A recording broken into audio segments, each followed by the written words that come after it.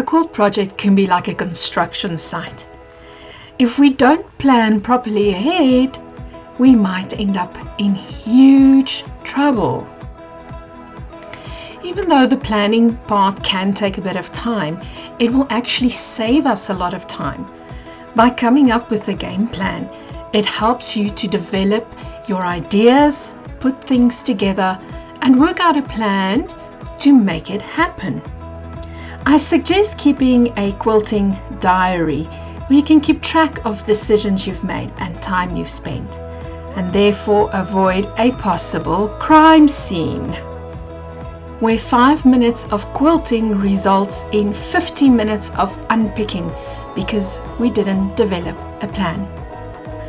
The planning step of your project does not just involve what you will be quilting, but you have several questions that you need to answer to determine what you will be quilting. Let's look at those. The things we need to consider before jumping into a quilt project is: who would be the recipient of the quilt? What will the quilt be used for? What type of batting does this quilt project require? And what type of thread will result in the best outcome?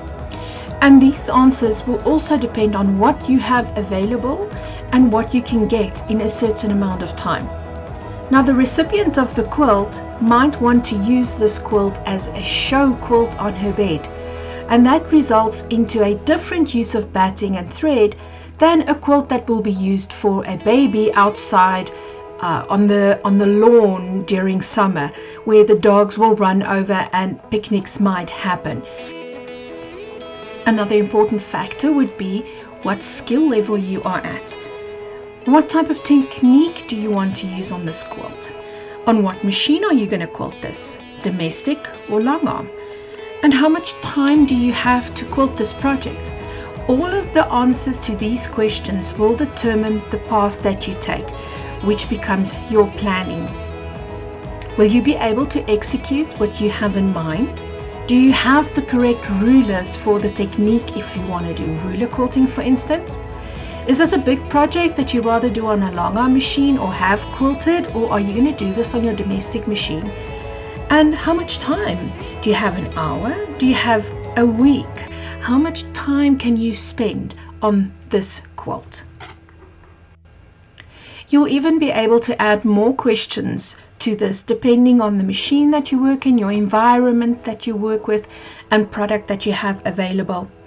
So fine-tune it and give answers to all of these questions, and then think about what it is you're going to quilt.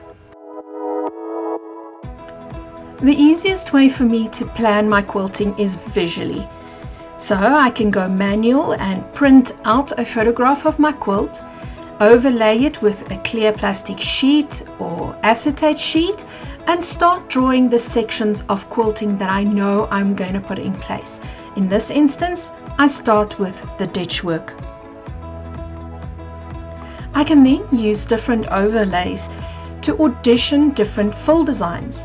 As you'll see in this section of a ribbon, what looks like a ribbon folding over a bar, I'm trying out 4 different back fills, and that gives me the absolute visual of what it's going to look like. And what I thought I was going to do, which was my first option, turned out to be my least favorite option.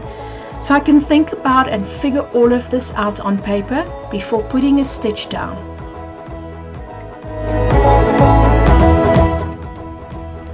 For those that embrace this technology, this is an example of how I use a drawing app on my phone. I have just rotated the screen so that it's landscape and you'll have a better visual, but I then go and do the exact same thing like I would have done on paper, and I draw and sketch my way and plan my route for my quilting. First, I start with the ditch work. It's the mundane stuff, it's the stuff that has to happen. And then as I work on the project, as I work on the sketches, ideas will start to form and develop, and I have a clear visual of what it's going to look like. Now, typically I am not too bothered about drawing on a scale 1 to 1.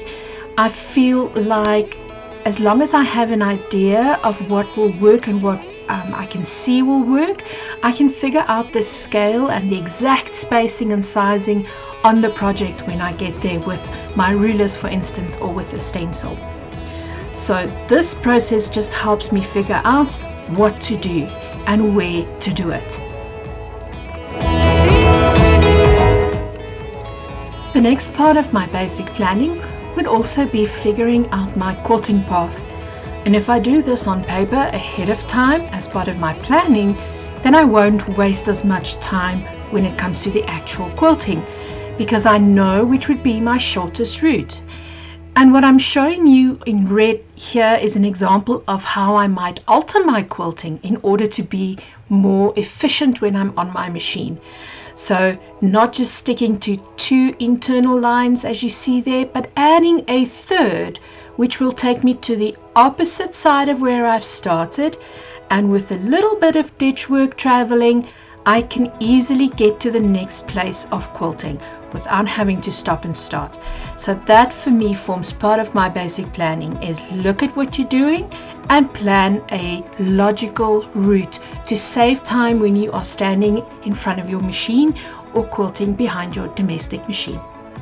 Basic planning really makes everything work out so much easier if you know what you're going to do.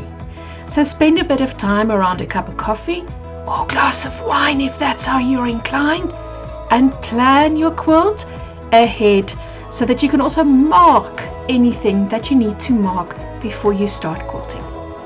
Happy quilting!